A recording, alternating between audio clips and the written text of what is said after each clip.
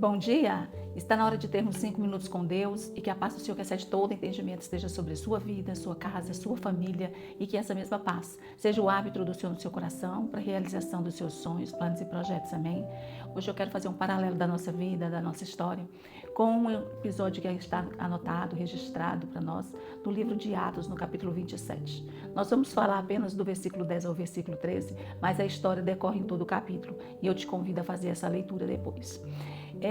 Nós muitas vezes começamos a caminhar, a andar nas nossas vidas, mas as coisas começam a não dar muito certo.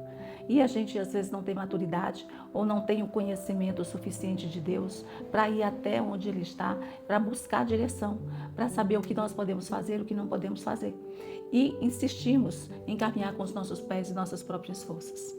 Nessa história do livro de Atos, Paulo ele está sendo transportado para Roma, onde ele vai passar os seus últimos dias e depois ele vai ser morto.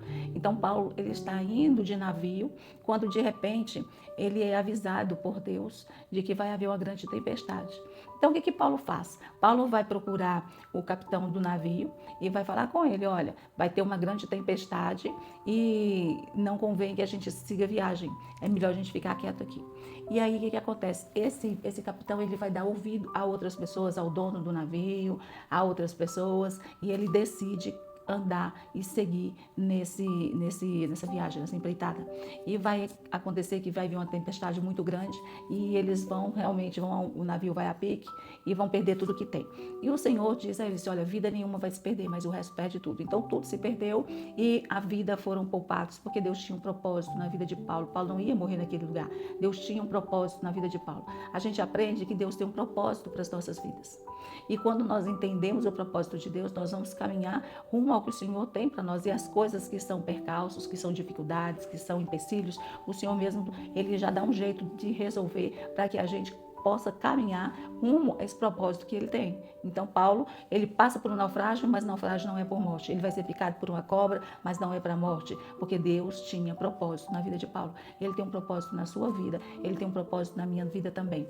Mas nessa história aqui, nós vamos ver os perigos que nós corremos quando nós não percebemos as coisas.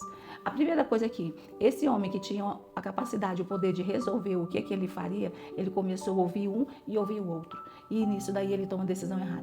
Quando nós começamos a dar ouvidos às pessoas, às situações, começamos a olhar as dificuldades, as improbabilidades, nós começamos a sair do foco, começamos a sair do plano e do propósito de Deus. Nós começamos a sair do que é bom para nós, para corrermos riscos desnecessários. Então, nós precisamos primeiro aprender que nós não podemos ficar dando ouvidos, porque quanto mais a gente faz isso, ou a gente vê dificuldades, mais incredulidade gera no nosso coração, mais dúvidas geram em nosso coração e mais a gente sai do plano e do propósito de Deus. Outra coisa também é nos deixar enganar por outras palavras.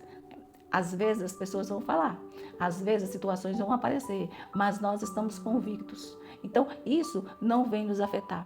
Esse homem se deixou ser contaminado por essas palavras do dono do navio e de outras pessoas.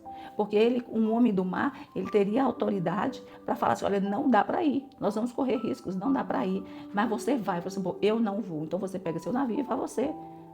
Mas não, ele vai ceder àquela pressão e ele vai. Nós não podemos ceder às pressões, nós não podemos ceder às imposições dos nossos desejos, das tentações, das coisas que nos parecem maravilhosas. Nós não podemos dar ouvidos a isso, não podemos deixar isso nos enganar.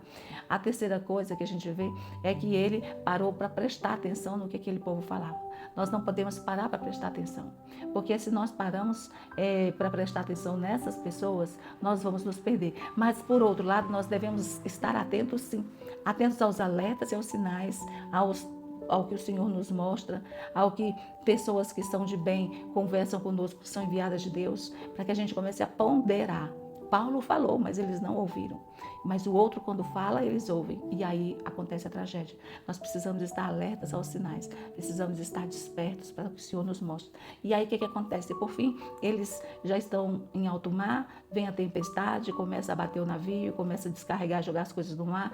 Por fim, o que eles fazem? Eles se deixam levar. Porque eles já não tinham mais força, eles já não sabiam mais para onde ir, eles se deixam levar. Isso acontece quando a pessoa ela não tem clareza do que Deus tem para ela. não tem clareza da direção que Deus tem para ela, na vida natural e na vida espiritual, no seu casamento, trabalho, profissão, no seu ministério, seu chamado, em tudo, Deus tem propósito.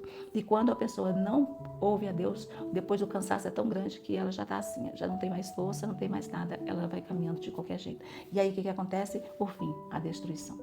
E aconteceu a destruição no navio e com essas pessoas aqui quase morreram. Mas se nós estivermos atentos, se nós não nos deixarmos ser enganados, se nós não permitirmos que a nossa vida caminhe lentamente, né, rumo ao plano e ao propósito de Deus, mas aceleradamente para a morte, se nós tivermos esse discernimento, a gente vai estancar e vai refazer o caminho e vai viver o sobrenatural de Deus. Amém? Essa é a minha mensagem para você no dia de hoje, que você esteja atento aos sinais, que você pare para ouvir a voz de Deus, que você não se deixe enganar e que você caminhe firmemente no plano que o Senhor tem para você. E você vai ser abençoado em nome de Jesus. Que Deus te abençoe, que Deus sobre ti levante o seu rosto e te dê a paz.